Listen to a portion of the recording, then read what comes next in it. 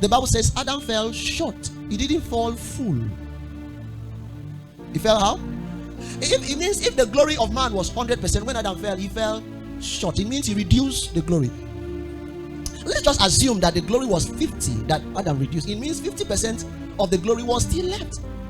And it was on the premise of that 50 that everything that came out of man was 50-50. That's why I chose 50. So, two things came out from the bowels of that fall, which was Cain and... So one was evil, and one was what? That's how I know that the fall was what? 50% short. So 50 was dark. 50 was... So God could still manage 50%. So smuggling. If not the fall, everything that would have come out of man would have been God. But let's not go there. I don't have time. So, but 50% was still left. So God could manage 50%. So it was from Abel that God found 50. And when God smuggled to find Abel, Cain, who was the evil, slaughtered Abel. That was the first sign to show that evil was stronger than good. And if you follow the trend from then on, evil has always seemed to thrive. Because, listen. If it was only man that fell, it would have been different. It would have been a level playing ground for both evil and good to thrive.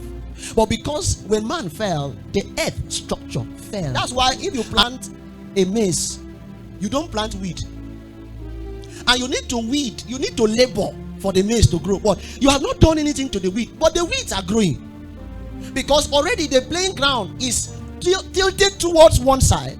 So much so that the two elements that wants to survive, one already has an advantage. Do you understand now? So evil has an advantage because the earth is dark.